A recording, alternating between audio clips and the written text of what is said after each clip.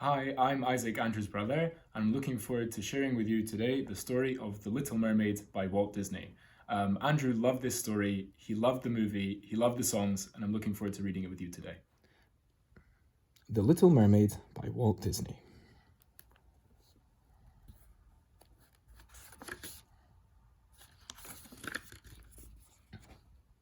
Once upon a time, there was a mermaid princess called Ariel. She was interested in humans. In those days, humans lived on land, and mer people lived in the sea. Mer people had tails instead of legs to help them to swim. Ariel was always looking for things that had belonged to humans. One day, instead of singing at a concert given by her father, King Triton, she was hunting through a wrecked ship. Triton was very cross. Ariel needs watching, he told his servant Sebastian, and you are just the crab to do it. A fish called Flounder went everywhere with Ariel. One day, the shadow of a ship loomed over them, and they both went up to look at it. On board was Eric, a handsome prince, who was having a birthday party with the crew and his dog Max. Just as the crew gave Eric a statue of himself, the sky grew stormy and the wind rose. The ship was wrecked. Everyone else was safe, but Eric nearly lost his life rescuing his dog from the doomed ship.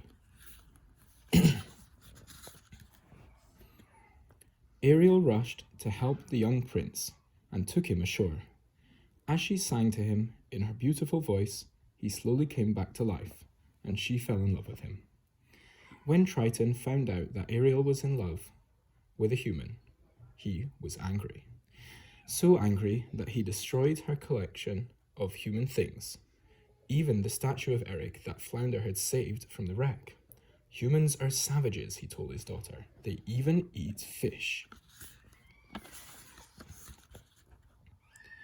Triton had one great enemy, Ursula, a sea witch. She wanted to take over his kingdom of the sea. When she heard about the family quarrel, she saw her chance. She would offer to help Ariel to become human and marry her prince. Sebastian was now friends with Ariel. He and Flounder warned her not to meet the evil Ursula, but she wouldn't listen. So they followed her, but Flotsam and Jetsam, the eels who worked for Ursula, soon stopped them.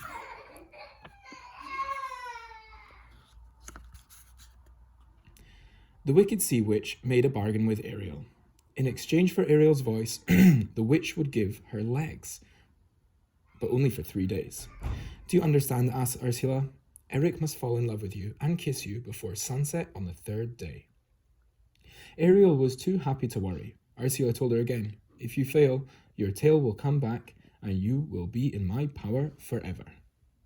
But Ariel just smiled. She wasn't going to fail. When Ariel set out to find her prince, Sebastian went with her. Another friend went too. It was Scuttle the seagull, who thought he knew all about humans. Although he didn't, he said that humans used a fork to comb their hair. The moment Eric saw her, he knew Ariel was the maiden who had saved his life, even though she couldn't speak. He took her home to his palace, where the servants dressed her in fine clothes. Then he gave a great feast in her honor. The 2nd day of the magic spell dawned. Eric took Ariel for a drive in a golden carriage to show her his kingdom. Sebastian went along in her pocket, and Scuttle flew along overhead. They both tried all day to get Eric to kiss Ariel, but with no luck. Later, as she danced the night away in Eric's arms, Ariel longed to tell him how happy she was. Sadly, she couldn't say a word, and he still didn't try to kiss her. But Ursula, the sea witch, was afraid Ariel would succeed. She turned herself into a beautiful maiden with Ariel's voice. Her song drew Eric to her, and he fell under her wicked spell. He forgot all about Ariel. He told his servants, now I've found my true love. I'm going to marry her as quickly as possible, before I lose her again. Nearby, Sebastian and Scuttle listened, horrified. How could they stop this happening? Scuttle brought all his friends from the seashore to help. There were birds, sea lions, pelicans, and even lobsters. There were so many of them, and they made so much noise that the wedding couldn't go on. Max bit the bride, and suddenly the spell was broken. Ursula began to croak. Ariel got her voice back, and Eric at last knew she was his true love. Too late, alas. The sun was setting. Ariel's legs turned into a tail, and the sea witch dragged her beneath the waves. Ursula cackled with glee. Now that she had Ariel, Triton would have to give her everything she wanted. She was right. You can have my crown, my kingdom, and my trident, he cried. Only give me back my beloved daughter.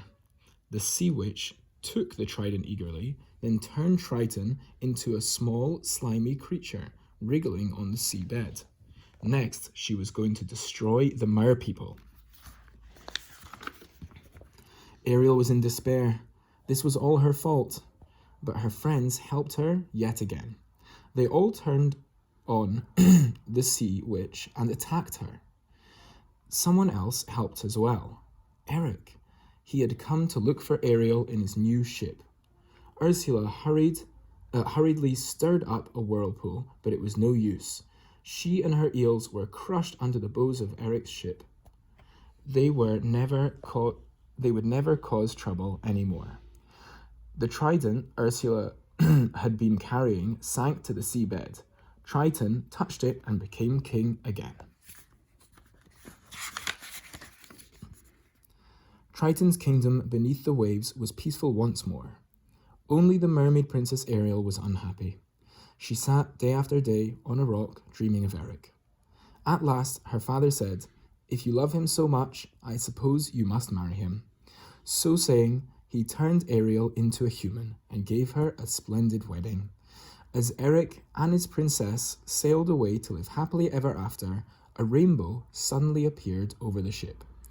It was one last gift from Triton, king of the sea.